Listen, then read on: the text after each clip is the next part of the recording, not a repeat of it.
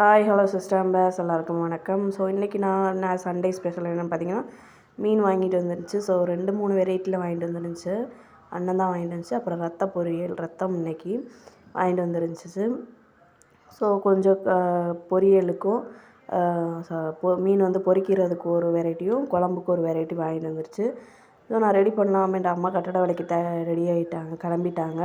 அதனால் குழம்பு மட்டும் கூட்டி வச்சுருந்தாங்க. மீனை மட்டும் போட்டுருன்னு சொல்லிட்டு மித்த எல்லாமே மீனை பொரிக்கிறதும் ரத்த பொரியல் பண்ணுறதும் என்னோடய வேலை.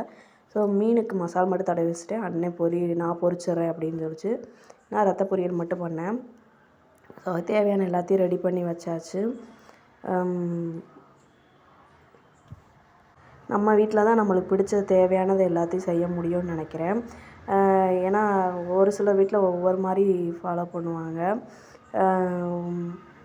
சாப்பாடு விஷயமோ அது எந்த விஷயமோ ஒரு சில நம்ம அம்மா வீட்டில் ஒரு மாதிரி பழகிருப்போம், மாமியார் வீட்டில் ஒரு மாதிரி பழகுவாங்க. நம்ம எவ்வளோ தான் அதுக்குள்ளே ஆப்டாக நினச்சாலும் ஒன்று அவங்க நம்மளை வந்து ஒரே இதாக சேஞ்ச் பண்ணிடுவாங்க, இல்லையா அதை நம்மளுக்கு ஆப்போசிட்டாகவே மாற்றிடுவாங்க. அது எந்த விஷயமா இருந்தாலும் சரி, சாப்பிட்றதுலேருந்து நம்ம ஒரு சில விஷயங்கள் சின்ன சின்ன விஷயங்கள் எது எடுத்தாலும் அது பெரிய இஷ்யூ பண்ணி பேசுகிறவங்களும் இருக்காங்க, அதை சமாதானமாக கொண்டு போகிறவங்களும் இருக்காங்க. அதை எப்படி சொல்லிக் கொடுக்கணும் அப்படின்னு இருக்காங்க. ஆனால் சொல்லிக் கொடுக்குறவங்க மாதிரி கிடச்சாங்கன்னா பெரிய கிஃப்ட்டு தான். இல்லை சமாதானப்படுத்துகிற மாதிரி கிடச்சாலும் அது 2வது கிஃப்ட்டு. அதை நம்மளை வந்து ஒரு ஆப்போசிட்டாகவே நினைக்கிறாங்க பார்த்திங்களா, அப்படி வர்றவங்க தான் நமக்கு ரொம்ப கஷ்டமாக இருக்கும். ஒரு சில வீட்டில் அப்படி வந்திருக்காங்க. ரத்த பொரியலுக்கு தேவையான வெங்காயம் நிறையா போட்டு செஞ்சிங்கன்னா இன்னும் டேஸ்ட்டாக இருக்கும். வெங்காயம், பச்சை மிளகா, சீரகம் போட்டு செய்யுங்க, சூப்பராக இருக்கும். ஸோ குழம்புக்கு வாங்கின மீனை குழம்பு போட்டு செஞ்சாச்சு. ஒரு சில விஷயங்கள் என்னென்னு பார்த்தீங்கன்னா, மாமியார் வீட்டில்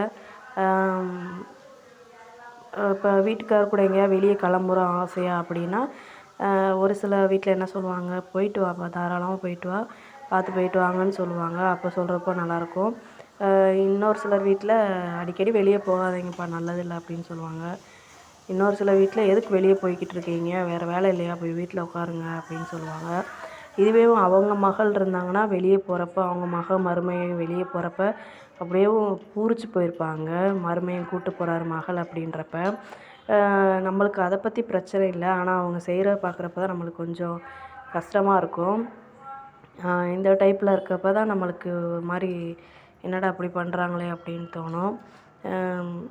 இதுவே மகளும் மகனும் 2 பேர் சேர்ந்து எங்கே போனாலும் போகலாம் வரலாம் அப்படின்றப்பையும் சந்தோஷப்படுவாங்க. ஆனால் மருமகளும் மகனும் மட்டும் போயிடக்கூடாதுன்னு நினப்பாங்க ஒரு சில வீட்டில். நடக்குது, இன்னும் அந்த மாதிரி சம்பவங்கள்லாம் நடந்துக்கிட்டு தான் இருக்குது. அப்போ பார்க்குறப்போ நம்மளுக்கு கஷ்டமாக தான் இருக்கும். ஸோ மிளகு சீரக பொடி கடைசியில் போட்டுக்கோங்க, கொத்தமல்லி போட்டு இறக்கிக்கோங்க. அவ்வளோதான், ரத்த பொரியல் ரெடி ஆயிடுச்சு. ஸோ நான் என்ன பண்ணேன் அடுத்துன்னு பார்த்தீங்கன்னா, இது கொஞ்சம் ஜூஸியாக இருந்தால் சூப்பராக இருக்கும் ரத்த பொரியல். அடுத்து பார்த்தீங்கன்னா மீனுக்கு வந்து மசாலா ரெடி பண்ணி வச்சுட்டேன், நான் தான் வச்சேன். வச்சு முடித்தோடனே அண்ணன் இருந்துட்டு கொஞ்ச நேரம் ஊற விட்டுருவோம் அப்படின்ச்சு. ஊற விட்டுட்டு அண்ணன் தான் பொரிச்சிட்டு வந்துச்சு. ஸோ எங்கள் அண்ணன் இதெல்லாம் பார்க்காது, எல்லாமே சமைக்கும். அதுவும் நம்மளுக்கு தோசை தான் அண்ணன்ட்ட பிடிக்கும். வந்தோடனே எங்கள் அம்மாவுக்கு சாப்பாடு வச்சு கொடுத்தோம், சாப்பிட்டாங்க வேலை விட்டுருந்தோம்.